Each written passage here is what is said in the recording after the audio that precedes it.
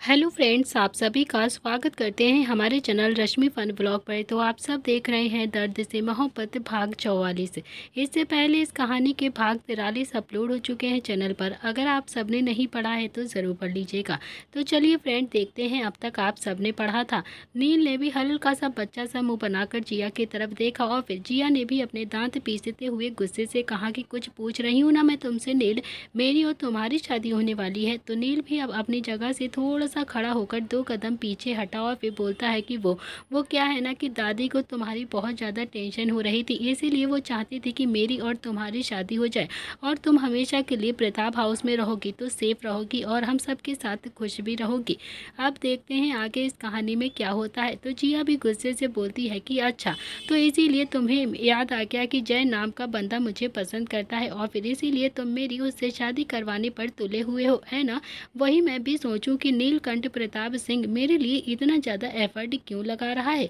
तो नील ने भी बच्चा सा मुंह बनाकर कहा कि यार तुम अवनी के बारे में तो पहले से ही जानती हो ना, तो फिर इस बात का कोई मतलब ही नहीं बनता है यार कि मैं तुमसे शादी करूं। मैं तुमसे शादी नहीं कर सकता हूं। अच्छा लगेगा क्या कि हम दोनों शादी कर लें और फिर एक दूसरे के बाल नोचें, एक दूसरे के साथ लड़ाई झगड़ा करें, एक दूसरे को मारें, अच्छा लगेगा क्या। तो जिया ने भी दांत पीसते हुए बोला कि तो तुम चाहते हो कि मैं जय से शादी कर लूं। नील बोलता है कि तो तुम नहीं चाहती हो क्या जय से शादी करना। जिया बोलती है कि लेकिन जय तो मुझसे शादी नहीं करना चाहता है, वो तो मुझसे प्यार ही नहीं करता है ना। तो नील बोलता है कि अरे यार, वो भी ना करना चाहता है तुमसे शादी, लेकिन पता नहीं दादी ने उसके दिमाग में अभी क्या डाल दिया है। अमीर गरीब एंड ऑल पता नहीं क्या, मैं सब कुछ संभाल लूँगा, तुम करोगी ना जैसे शादी। तो जिया कुछ बोलती उससे पहले ही वहाँ पर अवनी आ गई थी और फिर अवनी ने नील के साथ जिया को देखा तो उसे थोड़ा सा बुरा लगता है और कहीं ना कहीं थोड़ी सी जलन हो रही थी। तो वहीं अवनी को वहाँ पर देखकर नील का मन तो ऐसा कर रहा था कि जैसे गड्ढा खोद कर खुद को दफन कर दे और दफन हो जाए। एक तो पहले से ही जय और जिया की सेटिंग नहीं हो पा रही थी और फिर ऊपर से अवनी को वहाँ पर आ जाना, जिसका साफ मतलब था कि वो जिया के बारे में कुछ सोचने लगी थी। नील ने भी अब अवनी की तरफ देखा और थोड़ा सा बच्चे से मुंह बनाते हुए कहा कि टीचर जी, आप यहाँ पर क्या कर रही हैं। तो अवनी बोलती है कि ये कौन है। तो नील अभी कुछ बोलता उससे पहले ही जिया ने एकदम से कहा कि मैं इसकी होने वाली बीवी हूँ। ये सुनकर तो अवनी की आंखें हल्की सी नम हो जाती हैं और उसे थोड़ा सा गुस्सा आ जाता है, लेकिन उसने भी जल्दी से अपने इमोशंस को कंट्रोल कर लिया और बोलती है कि कॉन्ग्रेचुलेशंस, मुझे नहीं पता था कि कल तुम सब मजाक कर रहे थे और तुम कल मुझसे जो बोल रहे थे वो सच था, बल्कि सच ही बोल रहे थे। नील ने भी थोड़ा सा गुस्से में जिया की तरफ घूर कर देखा तो जिया तो दुगने गुस्से में नील को देख रही थी। नील ने कहा कि अरे नहीं नहीं टीचर जी, ऐसी बात नहीं है। तभी जिया बोलती है कि अरे ऐसी बात नहीं है तो फिर कैसी बात है बालम, क्या मेरी और तुम्हारी शादी नहीं होने वाली है। जिया के मुंह से बालम नाम सुनकर तो अवनी को अब और भी ज्यादा बुरा लग रहा था और उसे गुस्सा भी आ रहा था। अवनी ने भी जिया की तरफ देखा और मुस्कुरा कर कहा कि आपका नाम क्या है। तो जिया भी बहुत ही प्यार से बोलती है कि प्रतिमा। नील ने तो अब अपनी हथेली अपने माथे पर मार ली थी और अवनी ने भी नील की तरफ घूर कर देखा और बोलती है कि मैं बस यहाँ से गुजर रही थी तो मैं ऐसे रेस्टोरेंट में अंदर आते हुए देखा तो फिर यहाँ पर आ गई, अब चलती हूँ मैं। अवनी जैसे ही पलटी वैसे ही नील बोलता है कि टीचर जी रुकिए ना, आ ही गई हैं तो फिर साथ में बैठकर कुछ खा लेते हैं। और तभी जिया बोलती है कि हाँ हाँ टीचर जी, क्यों नहीं, आइए ना, बैठिए आप भी हमारे साथ, वैसे भी कुछ ही देर में हम दोनों शॉपिंग पर जाने वाले हैं, है ना। तो ये सुनकर तो नील ने भी झटके से गर्दन घुमाकर जिया की तरफ घूर कर देखा, जैसे कहना चाहता हो कि यार लव लाइफ तो पहले से ही बहुत ज़्यादा कॉम्प्लिकेटेड है, बहुत ज़्यादा प्रॉब्लम्स है, अब क्या करूँ, अब ये तुम क्या कर रही हो। तो वहीं जिया तो एकदम से सुलगती हुई आंखों से नील की तरफ गुस्से से घूर रही थी। आखिर जिया की लव लाइफ में भी तो बहुत ज़्यादा प्रॉब्लम्स थी, उसकी लाइफ भी तो बहुत ज़्यादा कॉम्प्लिकेटेड होती जा रही थी। अवनी ने भी पलट कर जिया की तरफ देखा और बोलती है कि नहीं प्रतिमा जी, मुझे बहुत ज़्यादा काम है, मैं तो यहाँ पर बस सामान वाली दुकान पर बच्चों के लिए कुछ कलर्स लेने के लिए आई थी। इतना कहकर उसने भी अपने हाथों की तरफ इशारा किया जिसमें 2 बैग थे। फिर वो बोलती है कि इसे सामने देखा तो फिर मैं यहाँ पर आ गई। तो जिया ने भी बहुत प्यार से मुस्कुरा कर कहा कि हाँ तो क्या हो गया, आइए ना बैठ जाइए हमारे साथ में। इतना कहकर उसने भी अवनी की कलाई पकड़ ली और फिर वहीं टेबल पर उसे बैठा लिया और फिर उसने नील की तरफ देखा और बहुत ही प्यार से कहा कि अरे बालम, कुछ ऑर्डर कर दो ना, देखो ना तुम्हारी टीचर जी भी आ गई हैं अब। तो नील ने भी बच्चा सा मुँह बनाया और फिर होंठ एकदम से पिचकाए और बहुत ही धीमे से आवाज़ से कहा कि ऑर्डर मतलब। अवनी की आंखों में तो जैसे हल्का हल्का हल्का सा पानी आ गया था। उसे इस वक्त बहुत ही ज़्यादा बुरा लग रहा था। कहीं ना कहीं वो भी अब नील को मन ही मन पसंद करती थी और अब उसे जिया के साथ देखकर उसका दिल तो एकदम से टूट गया था। तो जिया बोलती है कि ओहो, ऑर्डर मतलब कुछ खाने के लिए मंगा लो, तुम भी ना बिल्कुल ना समझ होते जा रहे हो। नील ने भी हल्की सी हाँ में अपनी गर्दन हिला दी और फिर अवनी की तरफ देखकर बहुत ही प्यार से पूछता है कि टीचर जी आप क्या खाएंगी। अवनी तो जैसे एकदम से संत से बैठी थी। अवनी ने अपने इमोशंस को कंट्रोल करके बोलती है कि नहीं, मुझे कुछ भी नहीं खाना है। तो जिया ने कहा कि अरे टीचर जी, ऐसे कैसे नहीं खाना है आपको? आपको पता है बालम आपकी बहुत ज़्यादा तारीफ करते हैं, बहुत ही ज़्यादा तारीफ। जब देखो बस टीचर जी टीचर जी टीचर जी ही कहते रहते हैं। पहले तो मुझे ऐसा लगा था कि जैसे आप कोई बुढ़िया होंगी, लेकिन आप तो सच में बहुत ज़्यादा खूबसूरत हैं और बहुत ज़्यादा जवान भी हैं। और ये जितना टीचर जी कहते हैं ना, तो मुझे तो अब आपसे इनसिक्योरिटी भी हो रही है। ऐसा लग रहा है कि जैसे ये आपसे प्यार करता है। ये सुनकर तो अवनी ने भी नील की तरफ एक ही झटके में अपनी आंख उठाकर देखा तो नील ने तो अपनी आंखें कसकर बंद कर ली थी। और फिर पिछले एपिसोड में तो वो क्या ही फंसा था, जो इस बार वो इतना भयानक तरीके से फंस गया था अवनी के सामने। नील ने एक बार फिर से जिया की तरफ देखा तो जिया ने मुस्कुराकर अवनी की तरफ देखा और फिर अवनी बोलती है कि प्रीतिमा जी, तुम तो बहुत ही ज़्यादा एजुकेटेड लगती हो, जॉब करती हो क्या? तो जिया बोलती है कि ज़्यादा पढ़ी लिखी तो नहीं हूँ, लेकिन हाँ, हॉस्पिटल से एक रिसेप्शनिस्ट की जॉब करती हूँ। वो प्राइवेट हॉस्पिटल है ना, वहाँ पर। तो वहीं अवनी ने भी हल्के से मुस्कुरा कर जिया की तरफ देखा और बहुत ही प्यार से बोलती है कि चलो बहुत अच्छी बात है, लेकिन ये तो ज़्यादा पढ़ा लिखा नहीं है ना, तो फिर आप ऐसे कैसे शादी कर सकती हैं इससे?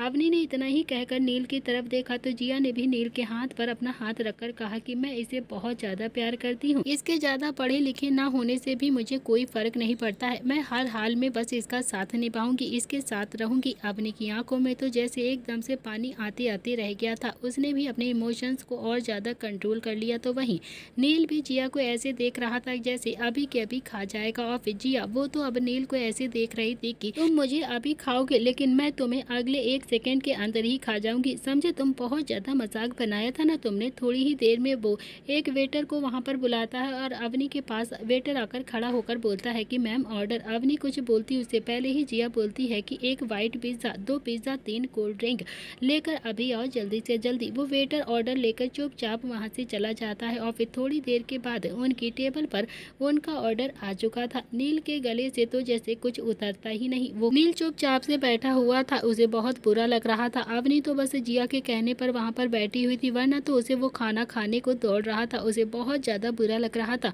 पिज़्ज़ा देखकर अवनी को वो दिन एकदम से याद आ गया था कि जब नील ने उसके लिए पिज़्ज़ा ऑर्डर किया था।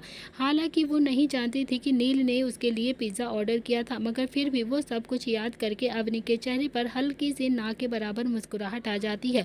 उसे एकदम से कुछ अजीब सा फील होता है। तो जिया ने भी अवनी की तरफ पिज़्ज़ा बढ़ाते हुए बहुत ही प्यार से कहा कि अरे टीचर जी, खाइए ना, आपका फेवरेट होगा, आप खाएंगी तो मुझे बहुत अच्छा लगेगा। अवनी ने भी एक नज़र नील की तरफ देखा और फिर नील ने भी अपनी नजरें नीचे हल्की से झुका ली। अवनी ने भी एक स्लाइस उठा लिया और उससे खाने लगती है। और फिर वहीं जिया जो काफ़ी ज़्यादा गुस्से में पिज़्ज़ा खा रही थी और नील जो जिया की तरफ ही हैरानी से देखे जा रहा था और मन ही मन बोलता है कि मोटी भैंस चुड़ैल डायन कहीं की। अरे प्रसाचनी भी तो 2 घर छोड़ कर ही जाती है, लेकिन तू तो अपने बेस्ट फ्रेंड का घर ही खाने में लगी हुई है। तुझे शर्म नहीं आती है क्या? सच्ची तू ना मर जाएगी मेरे हाथों से। अब देखना तेरा क्या हाल करता हूँ। जिया भी खाना खाते हुए नील की तरफ देखकर मन ही में बोलती है कि एक तो मेरे दिमाग में जय के ख्याल डाल दिए तूने, और फिर अब तुम्हारा वो जय का बच्चा मुझसे प्यार नहीं करता है, वो मुझसे शादी भी नहीं करेगा। पहले तो तुम्हें जान से मारूंगी और फिर उस जय की किडनी निकाल कर बेच दूंगी। उसको भी इतना ज़्यादा मारूंगी ना कि अपनी शक्ल भी नहीं पहचान पाएगा। वो मुझे प्यार नहीं करता है तो फिर क्या, उसे रात को मेरे घर चोरी करने के लिए आया था क्या? तो अवनी ने तो अब जैसे तैसे एक ही स्लाइस खाया था और फिर जिया जो लगभग 1.5 पिज़्ज़ा खा गई थी। अवनी और नील ने भी बहुत ही मुश्किल से एक ही स्लाइस खा पाया था। तीनों ही अब अपनी कोल्ड ड्रिंक को ख़त्म कर लेते हैं और अवनी ने भी वेटर की तरफ देखा और कहा कि बिल प्लीज़। वेटर बिल लेकर आता है तो जिया भी पे करती। उससे पहले ही अवनी ने भी अपने पर्स में से पैसे निकाले और फिर कार्ड के ऊपर रख दिए और फिर नील की तरफ देखा और जिया की तरफ देखकर बहुत ही प्यार से बोलती है कि ये मेरी तरफ से आप दोनों को ट्रीट है, मना मत करना प्लीज़ प्लीज़ प्लीज़। कोई भी अब मना नहीं करेगा, मुझे अच्छा लगेगा तुम दोनों से मिलकर, खासकर प्रीतिमा जी आपसे मिलकर तो मुझे बहुत ज़्यादा अच्छा लगा। नील बहुत ही अच्छा लड़का है और तुम नील को इतना प्यार करती हो तो बहुत ही ज़्यादा खुशी हो रही है मुझे। तुम दोनों साथ में बहुत ज़्यादा अच्छे भी लगोगे, सच में बहुत ज़्यादा अच्छे लगोगे। फिर उसने नील की तरफ देखा और कहा कि मैं तुम्हारे लिए भी बहुत ज़्यादा खुश हूँ। अब तुम्हें मेरी ज़रूरत नहीं होगी, तुम्हें प्रतिमा ही अच्छे से पढ़ा देगी। अब तो तुम बहुत अच्छे से पढ़ भी जाओगे। नील के दिल पर तो जैसे एकदम से बम गिर रहे थे। ऐसा लग रहा था कि किसी ने उस पर एकदम से परमाणु अटैक कर दिया हो। उसे बहुत ज़्यादा गुस्सा आ रहा था। अवनी फिर खड़ी होती है तो नील भी उठकर बोलता है कि टीचर जी, आपके पास सामान है, चलिए आपको घर छोड़ देता हूँ मैं। तो अवनी बहुत ही धीरे से मगर प्यार से बोलती है कि कितनी बार छोड़ोगे तुम मुझे, हमेशा तो मेरे साथ नहीं रहोगे ना। अब तुम्हें अब मेरे बारे में बिल्कुल भी नहीं सोचना चाहिए, प्रतिमा जी के बारे में सोचना चाहिए। जिया भी बहुत ही प्यार से और स्टाइल से मुंह बनाकर बोलती है कि वही तो टीचर जी, मेरे बारे में तो सोचते ही नहीं है ये बिल्कुल भी। जब देखो बस टीचर जी टीचर जी टीचर जी ही कहता रहता है। मुझे तो कभी कभी थोड़ा सा गुस्सा भी आता है, कभी कभी तो मुझे आपसे सच्ची में बहुत ज़्यादा जलन भी होती है। नील ने थोड़ा सा गुस्से में जिया की तरफ घूर कर देखा तो जिया तो पहले से ही सुलगती हुई आंखों से उसे घूर रही थी। नील भी खुद में ही बड़बड़ाता है कि चुड़ैल, तुझे तो मैं बाद में बताता हूँ, आज तेरे हाथ पैर पक्का तोड़ दूंगा। जिया भी खुद में ही बड़बड़ाते हुए बोलती है कि तू तो मुझे बाद में बताएगा, मैं तुझे अभी के अभी बताऊंगी। अवनी ने भी अपना बैग उठाया और बोलती है कि अच्छा अब मैं चलती हूँ, तुम प्रतिमा के पास रहो, उसे घर छोड़ देना, ओके। इतना कहकर अवनी भी अपने इमोशंस को जल्दी से स्ट्रिक्टली कंट्रोल करती है और वहां से चली जाती है।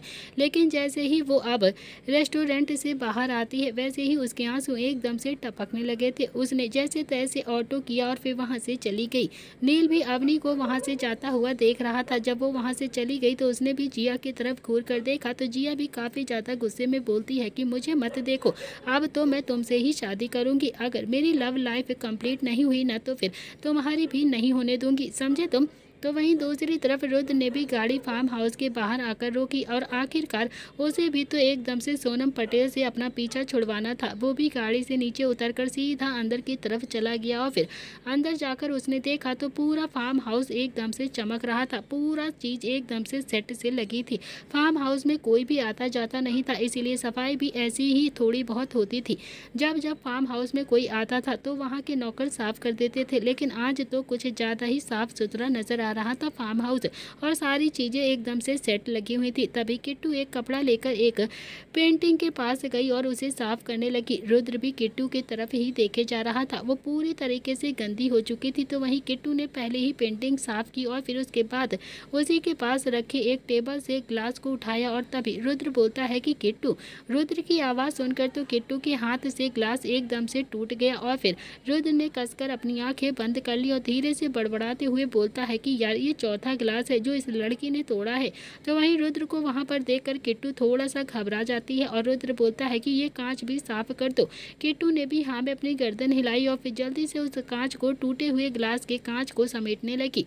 जब उसने सारा कांच समेट दिया तो रुद्र बोलता है कि अब जाओ और फ्रेश होकर आओ, मुझे तुमसे बहुत इंपॉर्टेंट बात करनी है। किट्टू ने धीरे से चूहे की आवाज़ निकाल कर कहा कि सर क्या बात करनी है आपको। तो रुद्र ने भी थोड़ा सा मुस्कुरा कर कहा कि तुमने पूरा घर साफ किया है ना, तो फिर तुम्हें पेमेंट भी तो करनी होगी ना, मुझे इसी बारे में बात करनी है मुझे। किट्टू भी अपनी मासूमियत के चलते बोलती है कि अरे नहीं नहीं सर, पैसे नहीं चाहिए मुझे, वो तो मैं बस यहाँ पर रहती हूँ ना, इसीलिए मैंने साफ कर दिया।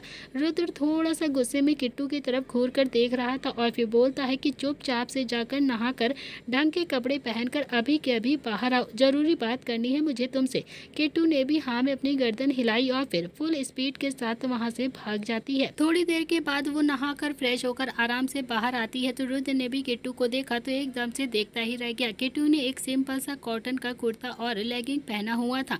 उसके बाल भी अभी गीले थे जिसमें उसकी खूबसूरती एकदम से निखर कर बाहर आ रही थी। वो बहुत ही ज्यादा खूबसूरत लग रही थी। रुद्र कुछ देर तक तो अब किट्टू को ही देखता रहता है और फिर किट्टू की सादगी रुद्र को बहुत ही ज़्यादा आकर्षित करती थी और रुद्र ये बात बहुत अच्छे से जानता भी था, मगर फिर भी अपने दिल को झुठलाता रहता था।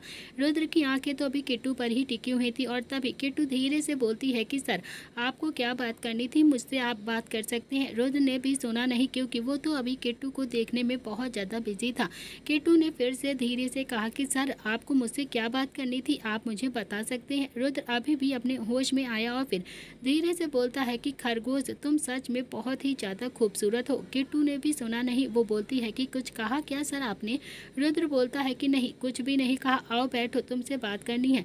रुद्र भी जाकर सोफे पर आराम से बैठ गया तो किट्टू बोलती है कि सर मैं आपके लिए कुछ खाने के लिए लेकर आऊँ क्या? तो रुद्र बोलता है कि पहले बात कर लो, फिर उसके बाद तुम ले आना। किट्टू आकर अब रुद्र के पास में ही खड़ी हो गई तो रुद्र ने भी किट्टू का हाथ पकड़ा और फिर वो अपने पास उसे बैठाते हुए बोलता है कि किसी चीज़ की पनिशमेंट नहीं है कि तुम नौकरों की तरह यहाँ पर खड़ी रहो, समझी? तुम चुपचाप से यहाँ पर बैठो। किट्टू ने भी अपना सलाइवा कटका, क्योंकि रुद्र से तो उसे बहुत ज़्यादा डर लगता था, उसकी रूह तक कांप जाती थी। रुद्र बोलता है कि देखो मुझे तुमसे शादी करनी है।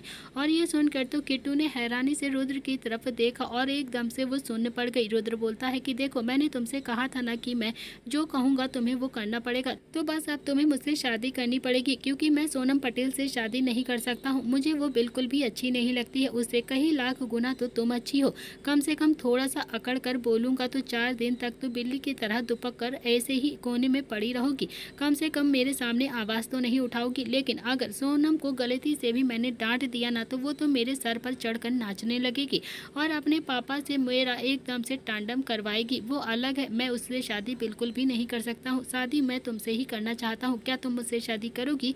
तो चलो अब जल्दी से खड़ी हो जाओ, हम शॉपिंग करने के लिए चलते हैं। इतना कहकर रुद्र भी जल्दी से खड़ा हो गया, लेकिन किट्टू तो अभी भी हैरानी से रुद्र की तरफ ही देखे जा रही थी। वो एकदम से खड़ी हुई और फिर उसने भी थोड़ा सा गुस्से में रुद्र का कॉलर पकड़कर हिलाते हुए थोड़ा सा गुस्से में कहा कि आपकी हिम्मत कैसे हुई मुझसे ऐसी बातें करने की? आपको बिल्कुल भी शर्म नहीं आती है क्या? मैं आपके घर में रहती हूँ, इसका मतलब ये हुआ कि आप मेरी मजबूरी का फ़ायदा उठाएंगे?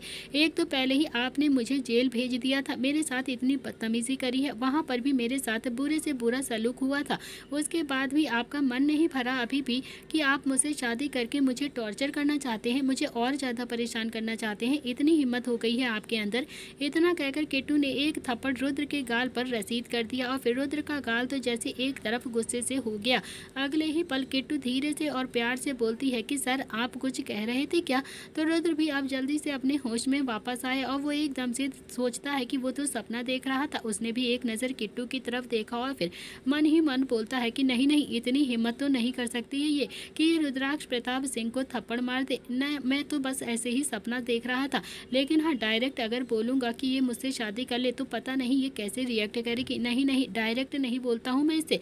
कुछ सोचकर रुद्र धीरे से खड़ा हुआ और बोलता है कि चलो तुम्हारे लिए शॉपिंग करने चलते हैं।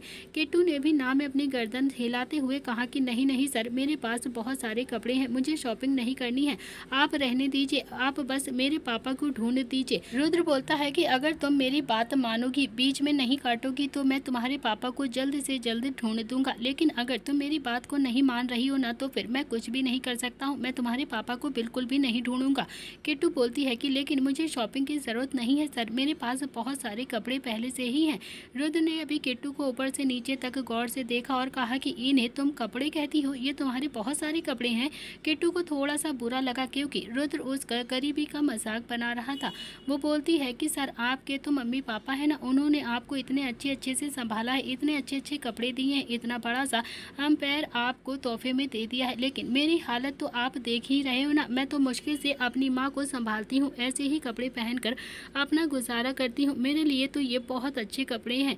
रुद्र को अब खुद पर भी थोड़ा सा गुस्सा आ रहा था और कहीं ना कहीं किट्टू के लिए बुरा भी लग रहा था। फिर उसने भी किट्टू से बहुत प्यार से कहा कि मैं तुम्हारी गरीबी का मजाक नहीं बना रहा हूँ किट्टू, मैं बस यही कह रहा हूँ कि चलो तुम्हारे लिए कुछ अच्छे से कपड़े खरीद दूंगा, तुम्हारे लिए शॉपिंग करने के लिए चलते हैं। अब तुम्हें कपड़े खरीदने में तो क्या ही प्रॉब्लम होगी, लड़कियां को तो फेवरेट काम यही होता है ना कि कपड़े खरीदना, शॉपिंग करना।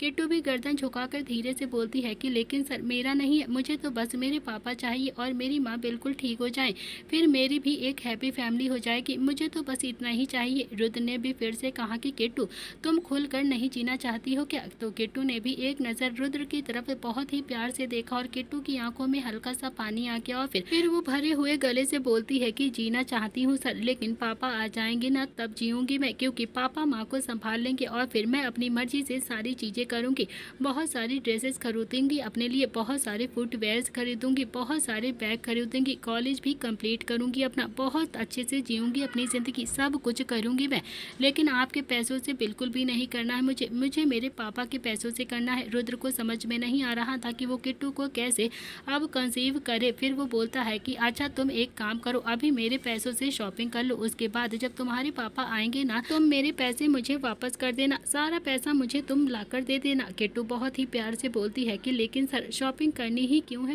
मुझे कहीं जाना तो होता नहीं है, तो फिर मैं तो बस यहाँ पर ही रहती हूँ, तो ये सारे कपड़े यहाँ के लिए बहुत अच्छे हैं। रुद्र बोलता है कि अरे और कहीं जाना पड़ गया तो तब क्या तुम ऐसे ही कपड़े पहन कर जाओगी क्या? मान लो मैं तुम्हें घर ही लेकर चलने लगा तो फिर क्या तुम मेरे माँ पापा के साथ ऐसे जाओगी मिलने के लिए? तो किट्टू हैरानी से बोलती है कि पर मैं आपके माँ पापा से क्यों मिलूंगी सर?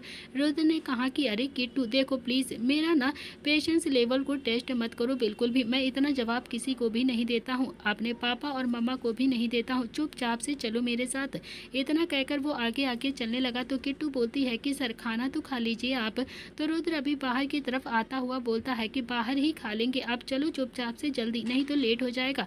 किट्टू भी चुपचाप से पीछे पीछे रुद्र के चली गई और फिर रुद्र जो कि गाड़ी में बैठा हुआ था, किट्टू भी चुपचाप से खड़ी रहती है और फिर रुद्र बोलता है कि मैं गाड़ी से उतर कर तुम्हारे लिए गेट खोलूंगा, तब तुम आकर गाड़ी में बैठोगी क्या? तो किट्टू ने भी ना में अपनी गर्दन हिला दी और फिर रुद्र ने कहा कि तो फिर आओ जल्दी से बैठो, विराजमान हो जाओ सीट पर। तो किट्टू चुपचाप से आकर गाड़ी के अंदर बैठ गई और फिर रुद्र ने भी अपने सेड्यूस को चढ़ाते हुए कहा कि पता नहीं मैं इसे कब तक झेल पाऊंगा।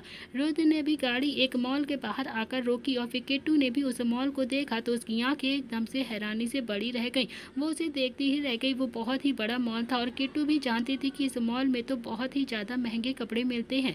किट्टू ने फिर से रुद्र की तरफ एक नज़र देखा और फिर रुद्र बोलता है कि प्लीज़ अब ये मत बोलना कि तुम यहाँ पर महंगे कपड़े मिलते हैं और मैं नहीं ले सकती। किट्टू बोलती है कि सच में मिलते हैं सर यहाँ पर बहुत महंगे कपड़े, यहाँ पर थोड़ा सा आगे जाकर एक बाजार है, वहाँ से सस्ते में कपड़े मिल जाएंगे, मैं अपने और अपनी माँ के लिए वहीं से कपड़े लाती हूँ। रुद्र ने एक गहरी सांस लेकर कहा कि देखो हाथ जोड़कर कह रहा हूँ मैं तुमसे, प्लीज़ प्लीज़ मान जाओ, मैं किसी के सामने हाथ नहीं जोड़ता हूँ, ना ही किसी को इतना जवाब देता हूँ। इतना कहकर रुद्र ने भी सबसे पहले हाथ जोड़े और फिर बोलता है कि प्लीज़ मेरी बात को मान लो, चलो चुपचाप से मेरे साथ, मैं तुम पर बहुत ज़्यादा गुस्सा नहीं करना चाहता हूँ, वरना जो बात मुझे मनवानी होती है ना मैं तुम पर गुस्सा करके भी मनवा लूँगा और फिर इतना प्यार से तुमसे कोई भी रिक्वेस्ट नहीं करूँगा, मैं बहुत प्यार से तुम्हें हैंडल कर रहा हूँ ना, तो फिर तुम भी अपनी ये खरगोश की जुबान ना बंद ही रखो और चुपचाप से गाड़ी से उतरो और मेरे साथ चलो। किट्टू को अब रुद्र की बात थोड़ी थोड़ी सी बुरी भी लग रही थी, लेकिन फिर भी वो कर भी क्या सकती थी, वो नहीं जानती थी कि ये तो रुद्र का प्यार वाला रूप है, उसका रुद्र रूप तो बहुत ही ज़्यादा खतरनाक है जिसे वो शायद कभी अपने सपने में भी नहीं झेल पाएगी। किट्टू भी अब गाड़ी से नीचे जल्दी से उतर गई और फिर रुद्र भी उतर जाता है। रुद्र ने भी किट्टू की कलाई पकड़ी और बोलता है कि अब जल्दी जल्दी चलो, इतना टाइम नहीं है मेरे पास कि तुम्हें बॉयफ्रेंड की तरह मॉल में घुमाता फिरूं और तुम्हारे लिए मैं शॉपिंग करूं।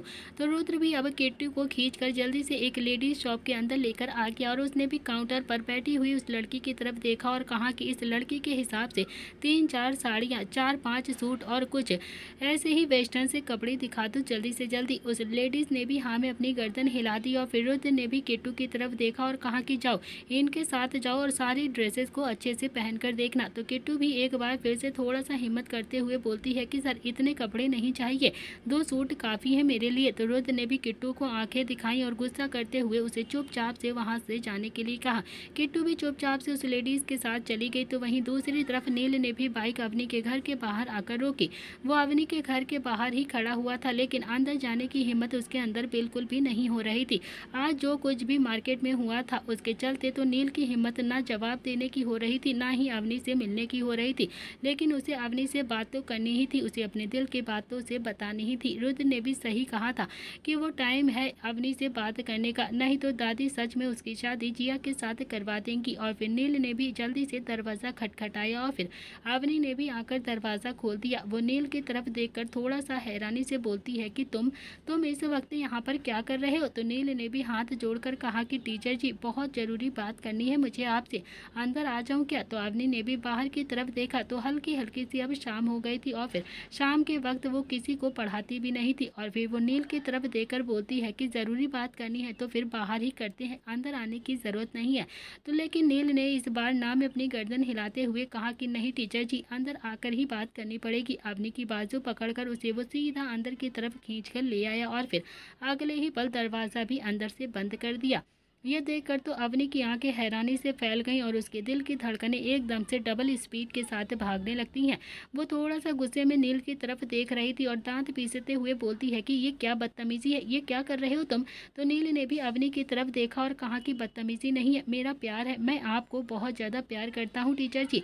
यह सुनकर तो अवनी की आंखें हैरानी से फैल जाती हैं और नील बोलता है कि आज से प्यार नहीं करता हूँ मैं आपसे, मैं तब से आपसे प्यार करता हूँ जब आपको पहली बार फैक्ट्री में देखा था। मैंने आपसे मिलने का कोई बहाना नहीं था मेरे पास, इसीलिए मैं स्टूडेंट बनकर यहाँ पर आ गया, क्योंकि मैं आपके साथ टाइम स्पेंड करना चाहता था, आपके साथ मिलना चाहता था। और वो जो लड़की मेरे साथ आपको मिली थी ना, उसका नाम प्रीतिमा नहीं है, वो जिया है, डॉक्टर है, डॉक्टर। वो अभी अभी अपनी ड्यूटी को ज्वाइन किया है उसने, अभी तुरंत में ही। वो मुझे प्यार बिल्कुल भी नहीं करती है, वो जय से प्यार करती है और जय उससे प्यार करता है, और वो भी हमारे बारे में बहुत अच्छे से जानती है। मतलब मैं आपसे वन साइड लव करता हूँ, ये बात वो पहले से ही जानती है। मेरी उससे शादी नहीं हो रही है, मैं आपसे प्यार करता हूँ, ये सब मैं आपको रेस्टोरेंट में भी बताने वाला था, मगर हिम्मत नहीं कर पाया आपके सामने कुछ भी बोलने की, क्योंकि मुझे बहुत ज़्यादा डर था कि पता नहीं आप मेरी बात को सुनेंगी और समझेंगी भी या नहीं। अब हिम्मत करके सब कुछ यहाँ पर आपको बता रहा हूँ। अवनी तो हैरानी से नील की तरफ ही देखे जा रही थी और नील ने भी थोड़ा सा हिम्मत करके अपना प्यार कन्फेंस कर लिया था अवनी के सामने। अगले ही पल नील भी अपने घुटनों के बल बैठ गया और फिर उसने भी अपना हाथ जोड़कर कहा कि मैं सच में आपसे बहुत ज़्यादा प्यार करता हूँ, मैं दिल से आपको बहुत ज़्यादा पसंद करता हूँ, मैं आपको बहुत ज़्यादा खुश रखूँगा, क्या आप मेरे साथ अपनी पूरी ज़िंदगी बिताएंगी। अवनी अभी भी काफ़ी ज़्यादा हैरानी से नील की तरफ ही देख रही थी, उसे तो जैसे अपने कानों पर और अपनी आंखों पर यकीन ही नहीं हो रहा था। एक सेकंड के लिए तो उसे ऐसा लग रहा था कि जैसे वो भी सपना देख रही है, लेकिन ये सपना नहीं था, हकीकत थी। नील ने सच में अवनी को प्रपोज कर दिया था और अवनी जो कि अपने होश में वापस आती है और बोलती है कि ये क्या बकवास कर रहे हो तुम, जाओ यहाँ से चुपचाप से, मुझे ना ऐसी बकवास बिल्कुल भी पसंद नहीं है, तुम ये सब कुछ कहने के लिए यहाँ पर आए थे, अगर ये सब कुछ कहना ही है तो फिर मुझे नहीं सुनना है बिल्कुल भी, जाओ यहाँ से अभी के अभी। नील बोलता है कि टीचर जी, मैं बहुत प्यार से आपसे बात कर रहा हूँ, क्योंकि मैं आपसे बहुत ज़्यादा प्यार करता हूँ, अपने दिल की बात आपको बता रहा हूँ, प्लीज़ मान जाइए टीचर जी, मेरे पास ज़्यादा वक्त नहीं है, मैं हर किसी को नहीं समझा सकता हूँ, मैं हर किसी को सारी चीज़ें नहीं बता पाऊँगा, मैं आपसे बहुत ज़्यादा प्यार करता हूँ, प्लीज़ टीचर जी मान लीजिए, मेरा प्यार एक्सेप्ट कर लीजिए प्लीज़। अवनी भी हल्के से गुस्से में नील की तरफ देखती है और बोलती है कि देखो, मेरा दिमाग खराब मत करो, तुम चुपचाप से यहाँ से चले जाओ, वरना बहुत ज़्यादा बुरा करूँगी तुम्हारे साथ। अगले ही पल नील भी एकदम से खड़ा हो गया और उसने भी अवनी की कमर पर अपने हाथ डालकर उसे खुद से सटा लिया और फिर उसकी आंखों में देखकर बोलता है कि अब कहिए ये बात कि मैं कहाँ से चला जाऊँ। एक सेकंड के लिए तो अवनी के दिल की धड़कनें एकदम से रुक जाती हैं और मुंह खुला का खुला रह जाता है, आंखें भी एकदम से चौड़ी हो गई थी। नील ने भी अवनी की गर्दन पर आए हुए बालों को हल्का सा पीछा किया और फिर बोलता है कि सच में आपसे बहुत ज़्यादा प्यार करता हूँ मैं आपके बिना अपनी ज़िंदगी इमेजिन भी नहीं कर सकता हूँ, ना ही मैंने अब आपके सिवा किसी और के बारे में सोचा है कि क्या आप मुझसे शादी करके हमेशा के लिए मेरे साथ रहना चाहेंगी, क्या सच में आप मुझसे प्यार कर सकती हैं। अवनी तो एकदम से शॉक्ड में थी, उसने भी ना में अपनी गर्दन हिला दी और फिर नील के सीने पर अपना हाथ रखकर उसे धक्का देते हुए कहा कि ये क्या बकवास कर रहे हो तुम, मैं कोई तुमसे प्यार व्यार नहीं करती हूँ और ना ही मुझे तुमसे शादी करनी है, समझे तुम, और निकलो यहाँ से अभी के अभी, और आज के बाद मुझे इस मोहल्ले में भी दिख मत जाना, मुझे तुम्हारी ये शक्ल नहीं देखनी है, निहायत ही बदतमीज इंसान हो तुम। मैंने सोचा था कि तुम सच में बहुत ज़्यादा सीधे हो और बहुत ज़्यादा मासूम हो, लेकिन तुम तो, जाओ यहाँ से, जाओ यहाँ से अभी के अभी। इतना कहकर अवनी भी दरवाजे की तरफ जाने लगी, लेकिन तभी दरवाज़ा खोल देती है वो, उससे पहले ही नील ने अवनी की बाजू पकड़कर दीवार से लगा दिया और फिर अपना माथा अवनी के माथे से लगाकर लंबी लंबी सांसें लेने लगा, क्योंकि अवनी का इस रिश्ते से इनकार करना उसे बहुत ही ज़्यादा परेशान कर रहा था, बहुत ही ज़्यादा बेचैन कर रहा था। अवनी के दिल की धड़कनें भी एकदम से बढ़ी हुई थी और उसका दिल भी बहुत ज़्यादा घबरा रहा था। उसने भी नील के सीने पर अपना हाथ रखा और फिर से उसे दूर करना चाहा, लेकिन तभी नील ने उसके दोनों ही हाथों को दीवार से लगा दिया और फिर उसकी आंखों में देखकर बहुत ही प्यार से बोलता है कि झूठ मत बोलिए टीचर जी, क्योंकि मैं बहुत अच्छे से जानता हूँ कि आप मुझसे प्यार करती हैं, आपके दिल में भी वही है जो मेरे दिल में है, तभी तो आपने इतना महंगा फ़ोन मुझे लाकर दिया है। एक बार ये कह दीजिए ना कि आप मुझे प्यार करती हैं, प्लीज़ प्लीज़ अपने प्यार को एक बार एक्सेप्ट कर लीजिए। मैं कुछ भी करूँगा आपके लिए, कुछ भी कर सकता हूँ, लेकिन मानिए आपको ज़मीन पर पैर भी नहीं रखने दूंगा मैं। अवनी हैरानी से बस नील की तरफ ही देखे जा रही थी, उसके मुँह के शब्द तो जैसे उसके गले में ही अटक गए थे। उसने भी अपना सिर ना में हिलाया और फिर नील इस वक्त सच में एक ऐसा आशिक लग रहा था कि जो अपने प्यार को पाने के लिए कुछ भी कर सकता है।